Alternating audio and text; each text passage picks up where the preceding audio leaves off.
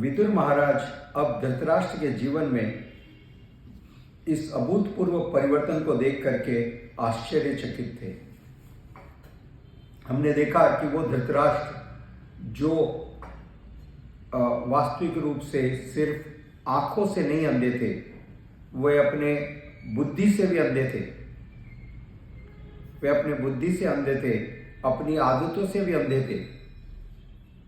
तो वे धृतराष्ट्र जो अपने पुत्र के प्रति इतने आसक्त थे, राज्य के प्रति आसक्त थे, सुविधाओं के प्रति आसक्त थे, वे धृतराष्ट्र अब अंततः विदुर महाराज के उपदेशों को सुन करके उन्होंने अपने जीवन में एक बहुत बड़ा अभूतपूर्व निश्चय किया। Now he came to conclusion, a different type of approach in his life.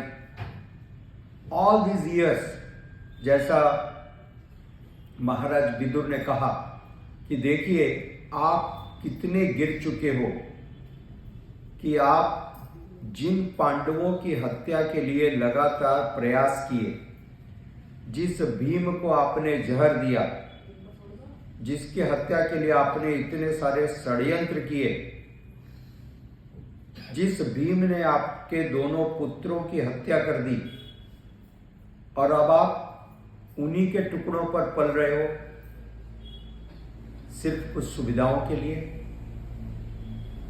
तो आपकी मानसिक स्थिति कैसी हो चुकी है?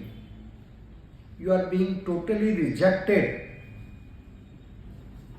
ठीक है, आपके आंख काम नहीं कर रही है, आपके कान काम नहीं कर रहे हैं, आपके शरीर के अंग शिथिल हो चुके हैं, फिर भी आपकी आसक्ति जीवन के प्रति कम नहीं हो रही। You want to continue to live longer and longer, but there is no purpose in the life. Krishna Kripa Murti Srila A.C. Bhaktivedanta स्वामी प्रभुपाद जी श्री ईशोपनिषद में इस बात को स्पष्ट करते हैं, यदि जीवन के अंदर मूल्य हो, if there is a higher purpose in the life, then someone can desire to live to the span of lord Brahma. यदि जीवन में उच्च मूल्य है तो ब्रह्मा जी के जीवन तक के समान लंबा जीवन जीने की कामना कीजिए, कोई गलती नहीं है। परंतु यदि जीवन में कोई मूल्य है ही नहीं, तो फिर छोटा क्या और बड़ा क्या? What is the use? जितना ज्यादा जिएंगे उतने ज्यादा पाप और ज्यादा करेंगे, राइट? इसलिए जीवन में इन मूल्यों का होना अत्यंत आवश्यक है। और विदुर महाराज अंततः धृतराष्ट्र के जीवन में ऐसा परिवर्तन देख करके बहुत ही प्रसन्न थे कि देर आए दुरुस्त आए। कम से कम अब तो इन्होंने स्वीकार कर लिया, क्योंकि वे उनके पहले के स्वभाव को जानते थे। He was well aware about his mentality, about his mind set. Mahatma Vidur के कारण ही धृतराष्ट्र का यह परिवर्तन उसके जीवन में हुआ। हम सब देखते हैं किस प्रकार से विदुर महाराज ने लगातार उनको उपदेश दिए, and he never gave up. This is very special to be understood. उन्होंने उनके बारे में आशा को छोड़ा नहीं, और यह हम सबको सीखने की आवश्यकता है। आशा को मत छोड़िए, प्रयास जारी रखिए। यदि जीवन के आखिरी दिन भी किसी व्यक्ति को यह बात समझ में आ गई तो भी सफलता है। Even if someone accepts this Krishna consciousness even at the end of his life, fag end of the life, then also it makes sense. Srila Prabhupada ji ने कहा, जो लोग बुढ़ापे में कृष्ण भक्ति में आते हैं वे भी बहुत अच्छे हैं, क्योंकि बुढ़ापे के बाद अगला जीवन तो उनको बचपन से कृष्ण भावनामृत का मिलेगा, राइट? क्योंकि ये तो एक कंटिन्यूअस प्रोसेस है। तो इसमें दुख की क्या बात है? वो यदि अभी बुढ़ापे में कृष्ण भावनामृत में आ गए और कृष्ण कॉन्शियसनेस में जीवन छोड़ेंगे तो उनको निश्चित रूप से एक भक्त के घर में जन्म मिलेगा और फिर उनको आगे भक्ति करने का एक बहुत सुंदर मौका मिलेगा। So what is the wrong? तो कोई भी बचपन में आवे भक्ति में या बुढ़ापे में आवे भक्ति में, इस बात का ज्यादा चिंतन नहीं है। इसलिए हमको प्रयास करना चाहिए और किसी के साथ भी ये प्रयास को छोड़ना नहीं चाहिए, निराश नहीं होना चाहिए।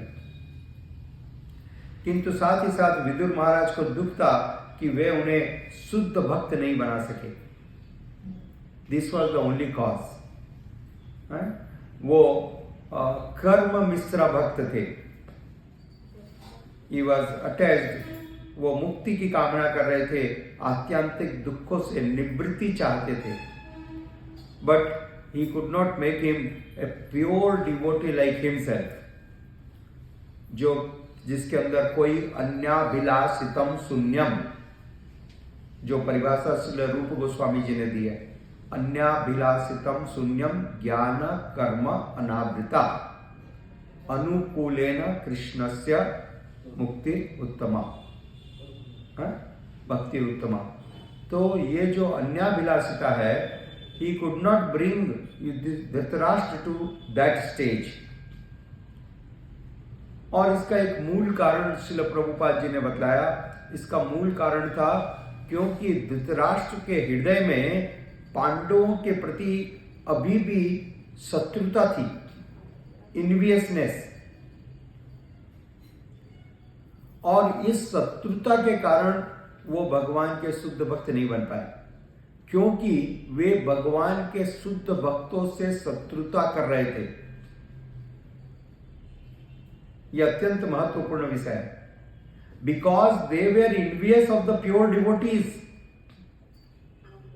तो जो भगवान के भक्तों से शत्रुता करता है वो भगवान का प्रिय कैसे हो सकता है? इसलिए शास्त्र में बताया गया, महान आचार्य गाते हैं, हरि नामे अपराधे तारे हरि नाम। यदि भगवान के प्रति कोई अपराध हो रहा है, यदि भगवान के नाम जप में कोई अपराध हो रहा है, तो उसका उपाय है, भगवान के नाम जप से उसका उन्मूलन हो जाएगा, उस अपराध का निच्छेद हो जाएगा, वो अपराध समाप्त हो सकता है भगवान के नाम जप के द्वारा ही। परंतु तमस्थाने अपराधे नाही परित्राण। यदि कोई आपके चरणों में अपराध करता है, वैष्णव यदि कोई आपके चरणों में अपराध करता है, तो उसको कहीं पर भी कोई ठिकाना मिलने वाला नहीं है। यहां तक कि भगवान भी उसको आश्रय नहीं देंगे, भगवान भी उसको शरण नहीं देंगे, भले ही वो कितना भी प्रयास न क्यों न कर ले। और यही हुआ, धृतराष्ट्र को शरण नहीं मिली, क्योंकि धृतराष्ट्र इसके लिए तैयार नहीं थे। वो पांडवों के प्रति शत्रुता रखते थे, क्योंकि वैष्णवों के चरणों में किया गया अपराध भगवान के चरणों में किए गए अपराध से भी ज्यादा गंभीर होता है। विदुर उन पर अत्यंत दयालु थे, अतः धृतराष्ट्र को मुक्ति का लाभ तो हुआ ही। विदुर महाराज अपने भाई एवं भाभी की मृत्यु पर बहुत दुखी थे, क्योंकि विदुर महाराज ने देखा कि वो दोनों घर छोड़ करके चले गए जंगल में, और जंगल में जाकर के, क्योंकि दोनों ही अंधे थे साथ में, ऐसा नहीं था कि दोनों में से एक की आंखें थी या एक ने, माता गांधारी ने अपनी आंखों से पट्टी हटा दी कि भाई आप नहीं देख सकते हो तो चलो मैं तो देख लेती हूं, and I will guide you. No, she did not do that. तो दोनों अंधे हैं और वन में प्रवेश कर गए, और धृतराष्ट्र जैसा विदुर महाराज से उन्होंने सुना था और उनसे प्रेरणा प्राप्त की थी, तो वे अपने हृदय के अंदर परमात्मा पर ध्यान लगाने का प्रयास कर रहे थे। He was trying to meditate on the super soul। और इस प्रकार से उन्होंने बहुत तीव्र योग की साधना की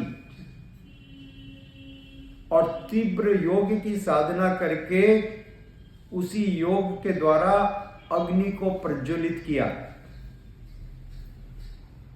the fire, the element fire. और उस अग्नि को प्रज्वलित करके जिस कुटिया में वे बैठे थे, उस कुटिया में बैठे हुए कुटिया के साथ उनका शरीर अग्नि में जलने लगा। माता गांधारी ने देखा कि वो कुटिया भी जल रही है और अंदर बैठे हुए धृतराष्ट्र भी जल रहे हैं उनकी योगिक सिद्धि के द्वारा। और तब गांधारी ने सोचा, अब मेरे जीवन का क्या लाभ है? Why shall I live now? This is amazing. This is her dedication to her husband. Chastity and the love. This is the example of true love. जब जवानी के दिनों में एक दूसरे के प्रति आकर्षण होता है तो वो लव नहीं, लस्ट होती है। दैट इज प्योर लस्ट, वासना। ये प्रेम था, ये प्रेम था, ये समर्पण था। जब प्रेम होता है तो समर्पण होता है, त्याग होता है। ये प्रेम का लक्षण है। वासना से भूख होती है और प्रेम से त्याग होता है। दोनों में अंतर है। माता गांधारी ने एक आदर्श स्त्री के समान अपने पति के शरीर को जलता हुआ देखा, जीवित अवस्था में, उनके योग की सिद्धि के द्वारा। और उन्होंने सोचा, अब मेरे जीवन का क्या प्रयोजन है? और वो भी दौड़ पड़ी उधर।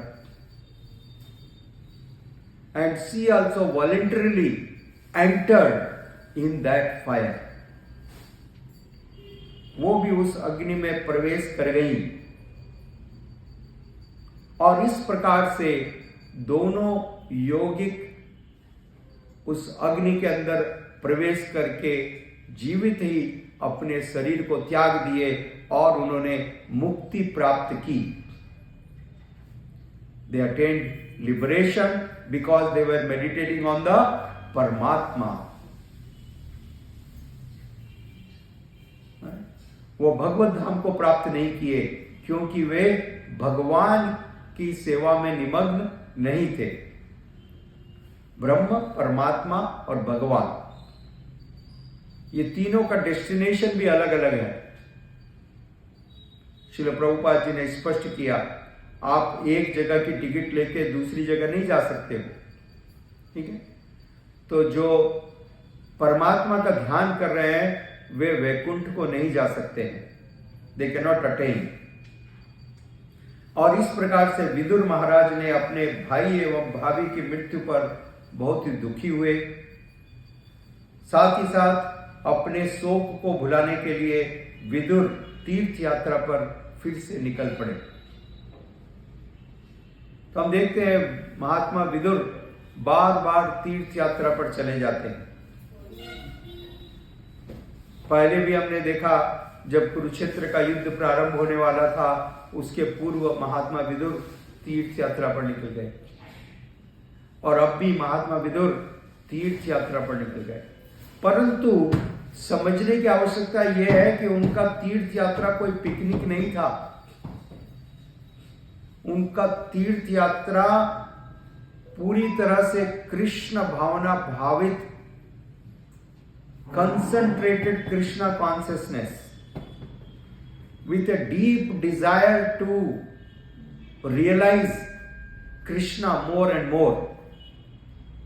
इसलिए हम पहले पूर्व में देखते हैं कि जब वो महात्मा विदुर से मिले तो महात्मा विदुर से मिलकर के उन्होंने अपने प्रश्नों को तब तक जारी रखा जब तक महात्मा विदुर ने यह निष्कर्ष नहीं बता दिया कि सारे जीवन का सार एकमात्र भगवान श्री कृष्ण के चरणों में प्रेम के साथ सेवा करना है। जब मैत्रेय मुनि ने यह निष्कर्ष बताया तो उसके बाद में विदुर महाराज की जिज्ञासा शांत हुई। Then he was pacified। तो ये निष्कर्ष है और व्यक्ति इस निष्कर्ष के अंदर स्थित होना कैसे मालूम पड़ेगा कि हमने ये समझ लिया है, हमने ये जान लिया है। हमने सुन के इसको लिख दिया तो इससे नहीं मालूम पड़ता कि हमने जान लिया है। हमने जब जीवन में इसको उतारा तब मालूम पड़ता है कि हमने इसको जान लिया। जीवन में उतारने पर, इसलिए हमारे महाराज हैं हिज होलीनेस रोमपाद महाराज, वो एक प्रवचन में बतला रहे थे, एप्लीकेशन एप्लीकेशन एप्लीकेशन। जीवन में उतारें, जीवन में उतारें, जीवन में उतारें। नहीं तो हम सिर्फ संस्कृत के पंडित बनेंगे। तो यह आवश्यकता है कि हम इसको जीवन में उतारें। हरे कृष्णा, मैं देख नहीं पा रहा हूं। नारद मुनि शाश्वत अंतरिक्ष पुरुष हैं। नारद